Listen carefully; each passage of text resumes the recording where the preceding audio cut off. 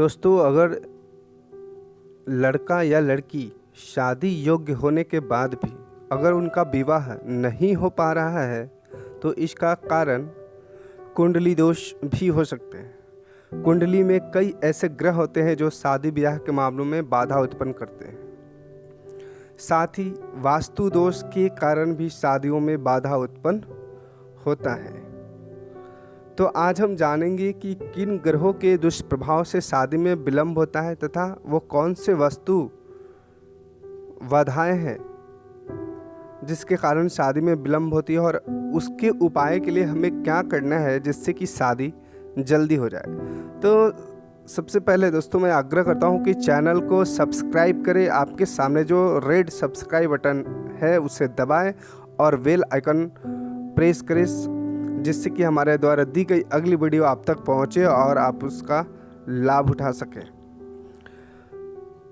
दोस्तों, शादी में बाधाओं के लिए बहुत सारे ग्रहों का दुष्प्रभाव एक साथ जब पड़ जाता है तो शादियां विलंब होती है। ज्योतिष शास्त्र के अनुसार कुंडली में सप्तम भाव की दशा या फिर अंतर्दशा, सातवें भाव में स्थिति ग्रहों की दशा या अंतर्दशा जब बनती है या छठे घर में संबंधित कोई दशा या अंतर्दशा चल रही हो तो विवाह में विलंब होता है। कुंडली में छठा तथा 10वां घर विवाह में रुकावटें उत्पन्न करता है। शनि 7वें घर में हो तब भी विवाह में विलंब होता है।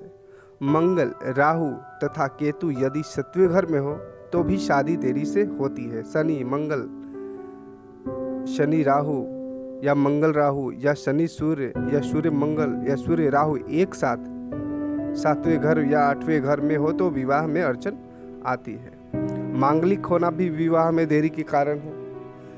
सप्तम भाव विवाह का कारक भाव होता है। इस पर शुभ ग्रह तथा गुरु शुक्र की दृष्टि हो तो शादी जल्दी हो जाती है। गुरु 7वें घर में हो तो शादी 25 की उम्र तक जाते जाते हो जाती है। लेकिन अगर गुरु पर सूर्य या मंगल का प्रभाव हो तो शादी में 1 साल या 1.5 साल का विलंब हो जाता है। और यदि राहु या शनि का प्रभाव हो तो शादी 30 से 32 साल तक भी चली जाती है।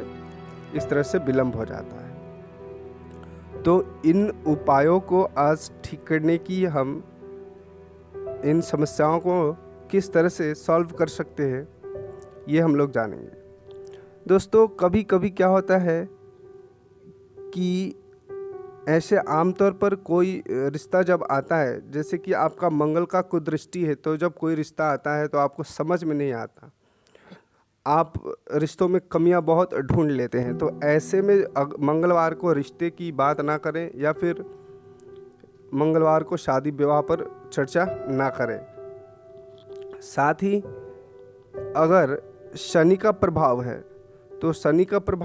तो उसके लिए आपको शनिवार को सरसों की तेल के दीपक जलानी है और शुक्रवार को देवी के मंदिर में जाकर लाल फूल अर्पित कर सकते हैं जिससे कि शनि और मंगल की स्थिति ठीक हो जाती है।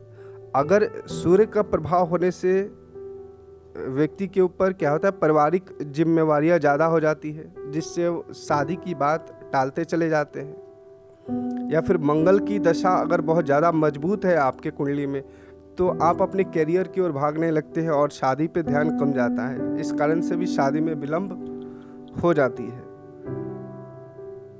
तो हर शनिवार को हनुमान जी का दर्शन करें। शनिवार को मीठी चीज़ों का दान करें जिससे शनि का प्रतिकूल प्रभाव आपके ऊपर पड़ने लगेगा।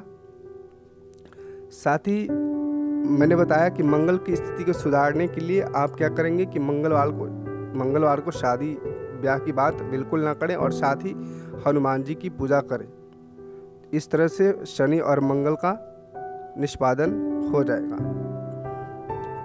अब क्या है कि आमतौर पर ऐसी समस्या भी आती है कि विवाह चुनाव में बहुत समय लगते हैं, जैसे आपको समझ नहीं आता है कि इसे शादी करनी है कि नहीं करनी। तो रोज़ सुबह शाम शनि चालीसा का पाठ करें और काली चीज़ों का उपयोग बिल्कुल ना करें। जो भी शादी के जातक है, लड़का हो या लड़की, वो पीले वस्त्र का धारण करे या पीले रेशमी रुमाल अपने पास रखना आरंभ कर दे।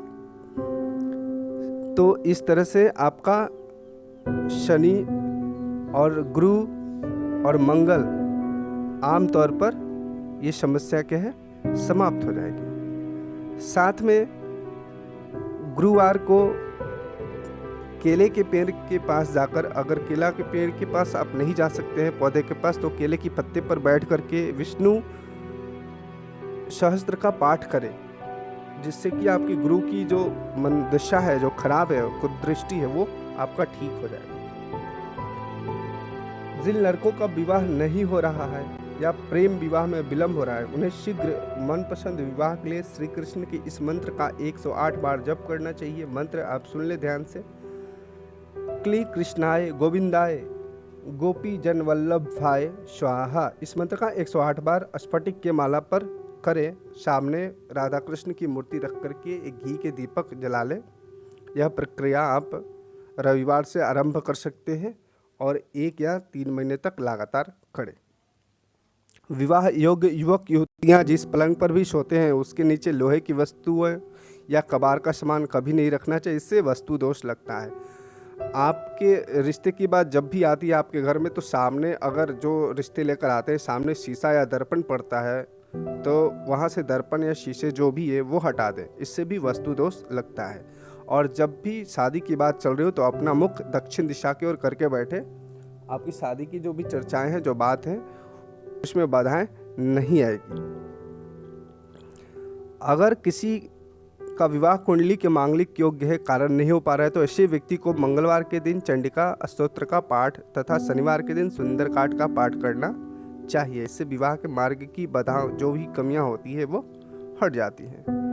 या कुछ ऐसे व्यक्ति हैं जिनकी विवाह की आयु हो चुकी है परंतु विवाह संपन्न होने में बाधा आ रही है, उन व्यक्तियों को यह उपाय करना चाहिए। उपाय है कि शुक्रवार को रात्रि में कुछ छुहाड़े जल में डाल दे और सोने वाले स्थान के नीचे रख दे, और शनिवार को प्रातः स्नान करके उसे किसी जल में प्रवाह कर दे। यदि प्रेम विवाह में अड़चन आ रही है तो शुक्ल पक्ष के गुरुवार से शुरू करें।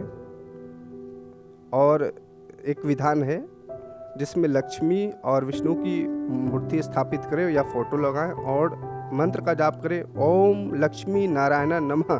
इस मंत्र का रोज 3 माला स्फटिक के माला पे करें और ध्यान रहे इसे शुक्ल पक्ष के गुरुवार से ही शुरू करें और 3 महीने तक करें। इससे आपका प्रेम विवाह में आ रही अड़चनें समाप्त हो जाएगी। तो इस तरह से शनि, मंगल, राहु और गुरु को हम लोग नियंत्रित कर सकते हैं और जो भी विवाह में अड़चनें आ रही है उसे ठीक कर सकते हैं। विवाह योग्य युवक युवतियाँ जिस कमरे में सोते हैं उस कमरे में काली वस्तुएं ना रखें, श्री गणेश की प्रतिमा लगाएं। साथ ही पूर्व उत्तर की जो कोण का जो कमरा है उसमें सोना आरंभ करें, इससे वस्तु दोष आपका खत्म हो जाएगा और शादी जल्द होगा। साथ में लाल कपड़े में हल्दी के 7 दाने लेकर के काली मंदिर या हनुमान जी के मंदिर में ले जाकर रखें। इससे भी शादी में आ रही बाधाएं या सूर्य से लगने वाली जो कुंडली पर कुदृष्टि है वो दूर हो जाती है। तो ये कुछ थे सरल उपाय जिससे आपकी शादियां जल्दी होगी। तो इसे करके देखिए, 100% लाभ मिलेगा। और वीडियो से जुड़ी कोई भी बात अगर समझ में नहीं आई हो तो हमें आप कमेंट्स करके पूछिए, मैं आपको प्रत्युत्तर देता हूँ। और फिर से आग्रह करता हूँ कि अभी तक अपने चैनल को सब्सक्राइब नहीं किया है तो चैनल को सब्सक्राइब कर ले और साथ ही बेल आइकन ऑन करें, जिससे कि हमारे द्वारा दी गई अगली वीडियो आप तक पहुँचे और आप उसका लाभ उठा सके। तो उम्मीद है वीडियो और जानकारी पसंद आएगी, तो वीडियो को लाइक करें, शेयर करें और सब्सक्राइब बटन को ज़रूर दबाएं। तो उम्मीद है आपकी मनोकामनाएं और आपकी शादी और या जो प्रेम है आपका वो विवाह में संपन्न हो। ईश्वर आपकी मनोकामना पूर्ण करे। जय माता दी, हर हर महादेव, जय बजरंग।